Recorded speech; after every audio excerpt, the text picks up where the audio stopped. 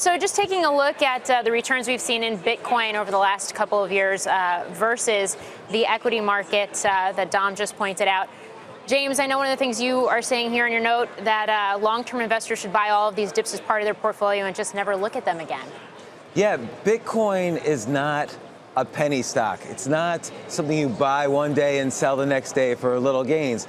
You have to be a long-term believer that cryptocurrencies solve huge problems that paper currencies have. Cryptocurrencies will replace some or all of paper currencies in the long run. So people are always saying, oh, am I too late to get into this? No, this dip now gives the opportunity to see massive, enormous gains.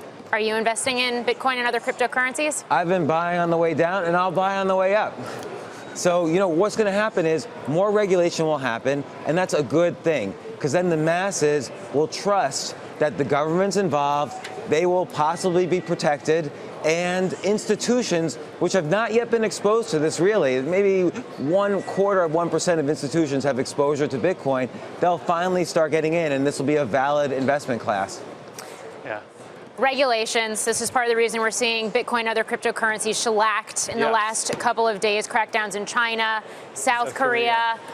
How do you regulate the cryptocurrency market? It's a fair question. South Korea has hinted that it might want to take on the exchanges themselves. Since at least one person in the South Korean government recanted that idea.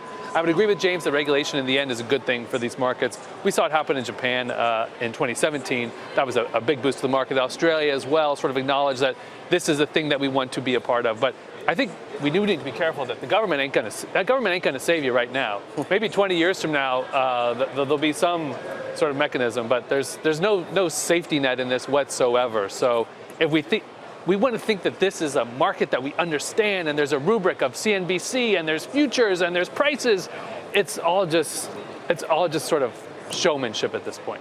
James, I see an inherent contradiction, I think, in what you're saying. A couple months ago, you said Bitcoin can make it to $1 million per Bitcoin by 2020 easily. At the same time, you say regulation is good for Bitcoin because it's going to increase adoption. People will feel more comfortable with it. Well, if it's that volatile that it's going to rise 100x in 2 years, Visa's not going to accept it. It's not going to be replacing traditional currencies anytime soon. We just heard from the Visa CEO exactly why that's not going to happen. At the same time, regulation is creating the major downward pressure on cryptocurrencies. How can both things be true? I don't think regulation will create downward pressure if it allows the 300 million people in the U.S. who don't own Bitcoin to suddenly say, oh, this is viable for I need exposure to this asset class. So I think instead what you're going to see is everybody out there who says, are Bitcoins legal, illegal, what's going on? They're going to suddenly see, oh, okay, here's a regulated exchange where I can buy it. Suddenly you're going to see massive exposure to it, or massive amounts of people buying it, institutions, mutual funds, everybody. All right, I'm going to put your mic on there for you. All right. Nice, so I'm trying to help my co-guest here. But I would take some exception to what James is saying. If you wanted to sell your entire cryptocurrency portfolio today, how much of it could you get out? You could get out probably 50 to 100 million a day. I mean, the volume goes up every day. I mean, there's more volume on Bitcoin than on most stocks on the New York Stock Exchange. Right. So I don't see, liquidity is not an issue. And Dominic was saying earlier, institutions might have problems. Institutions aren't yet in Bitcoin, but they will be. So every single institution will eventually get into Bitcoin. That's going to drive massive upward pressure into Bitcoins. There's going to be Bitcoin ETFs. There's going to be more Bitcoin futures. There's going to be derivatives on Bitcoin and other cryptocurrencies. We are in inning zero of this asset class. It's up from 1,000 to 10,000 in the past year.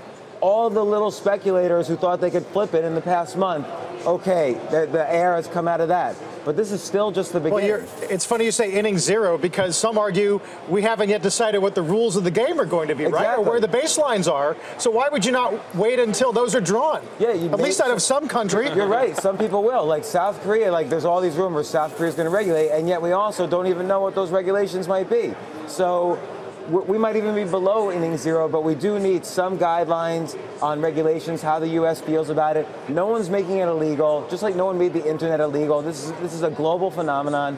Where are you on Ripple and Ethereum? When you say Bitcoin, are you using it generically, or you mean that specific trade? I think Bitcoin and Ethereum and a few other cryptocurrencies are the main currencies out there right now. You see a couple $100 billion already invested in them. That's way beyond anything beyond the fad level. Like, this is a real investment class that's smart. But some of these other so-called joke cryptos, you would not touch. 98% of cryptocurrencies are scams or frauds. So you got to stick to the legitimate ones. That's encouraging. Yeah. No, but that's what's scary, and that's why regulations are needed. We need to help the 300 million people in the U.S. who'd like to get involved but don't know where to start.